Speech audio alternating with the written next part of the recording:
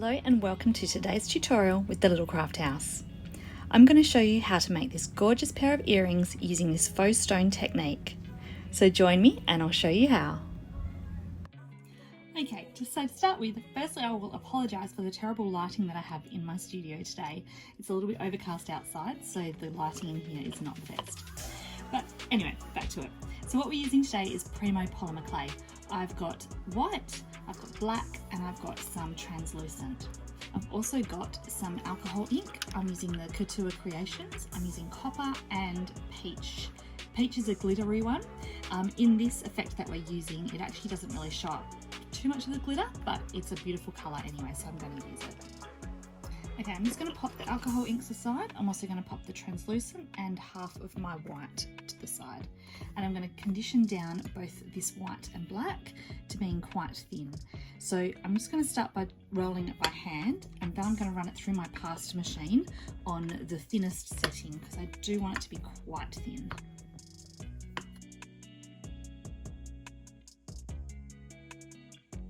Okay, so I've rolled both of my clays out. As you can see, they're quite thin. And I'm going to layer them on top of each other. So I'm going to put the black on the bottom. Oh, actually, I want black to be on the bottom, but my white here is bigger, so I'm going to stack it on. And then I'll flip it. Okay, smooth it down so there's no air bubbles. And then I'm just going to trim down the extra.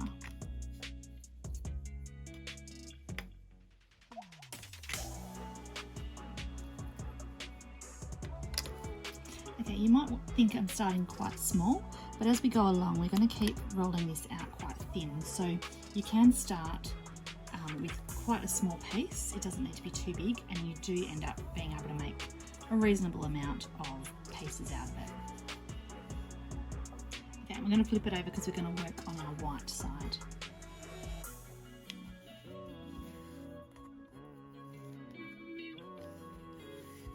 Okay, so to apply the alcohol ink, what I'm going to do is put down a bed of pure alcohol to start with.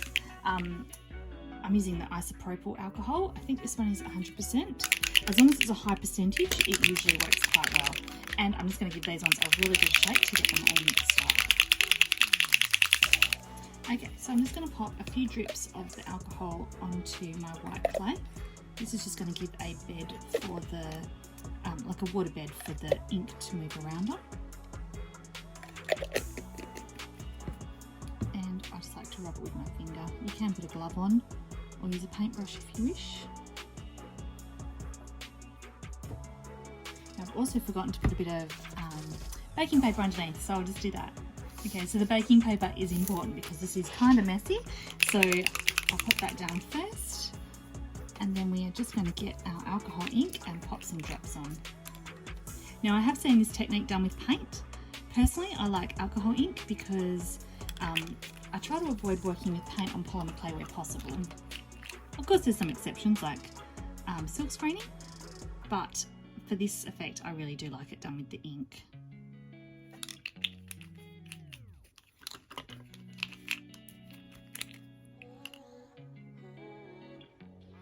And I have a little blower, which I'm going to blow the ink around with in just a moment.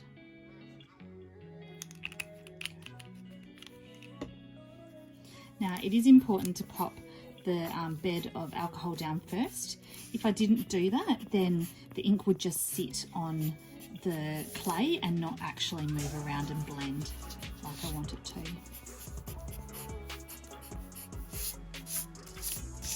Now I also like to use the Couture Creations alcohol ink for this because it's not quite as vibrant and strong coloured as some of the other alcohol inks.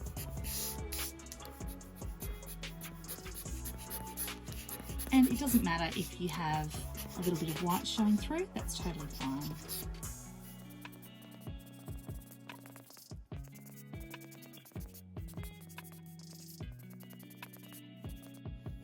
Now the ink will only take a few moments to dry, and once it has dried, we'll move on to the next step. Okay, so my inks are pretty much dry. It does look a little ugly at the moment, I will admit, but the end product is going to be absolutely beautiful. So just stick with it. Okay, so whilst that ink was drying, I've rolled out my piece of translucent clay and I've popped it through the pasta machine on the thinnest setting again.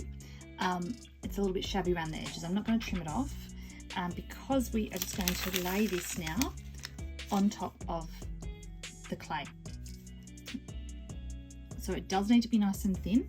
I'm going to pop it on.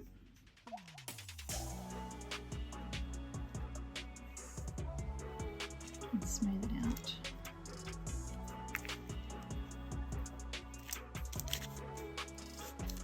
Okay, if we've missed some bits here, you can trim off some of the extra and add it on. It's not going to matter if it bulks up a little bit.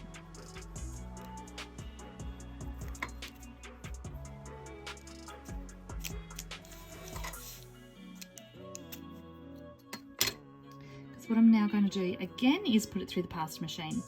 I'm probably going to do it at the thinnest setting again. So now I've got 3 layers, and actually I might take it down to the second thinnest and then I'll see how it is. I might go one more thinner again, but this is going to squish it all together and it's going to make it nice and thin. Okay, so I've now rolled it through again. This was actually on the second thinnest setting. Please don't laugh at what it looks like. It kind of looks gross, but again, trust me, we're going to get there. I'm going to rip off these straight edges because I don't want straight edges when we do our next step. So what we're going to do, actually I might just use this paste to start with. We are going to just layer it all on the tile, just in small pieces, ripping and tearing. And we're just going to go sort of around in a circle, covering up any, we don't want any gaps. Just going to go around. If you tear randomly, that way we get a nice mix of the brown and the pink together. And what you'll start to see that there's some of the black will start showing through as well. But even if you don't see too much of it, it's okay, because again, in the next step, you will start to see it. Go around. Try and hide any of those flat edges. Put them facing outwards so that way they'll get covered up.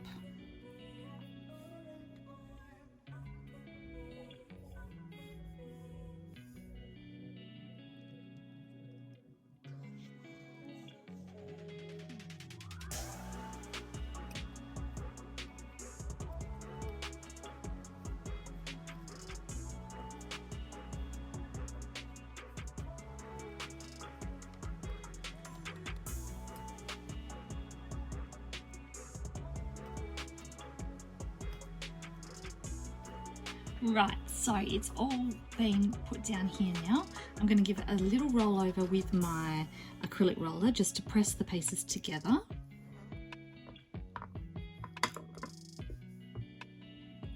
Very gently. And then I'm going to use my flexi blade to lift this off the tile. So just make sure it's clean first, give it a wipe. Okay.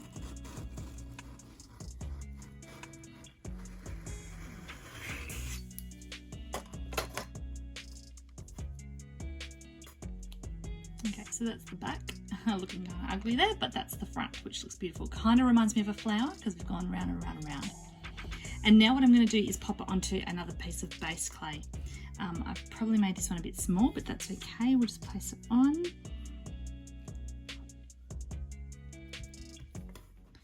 And I'll just cut off those edges.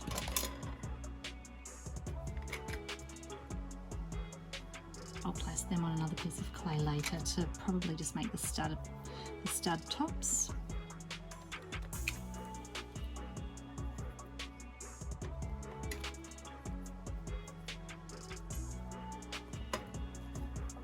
Okay, so there we go. So now what I'm going to do is roll it through the clay machine again, and this will stretch it out.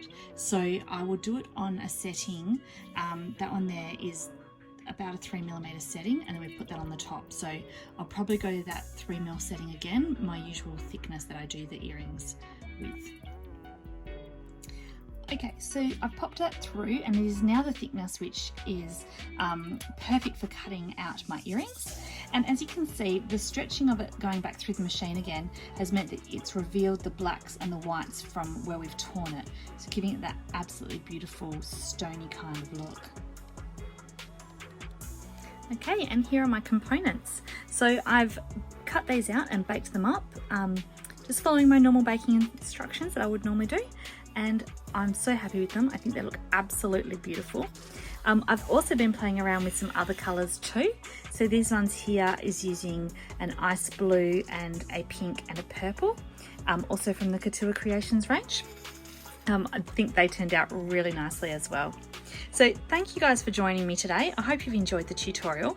If you do make this yourself, use this technique yourself, please tag me on social medias because I'd love to see what you create. All right, thanks for joining me, and I'll see you again next time. Bye.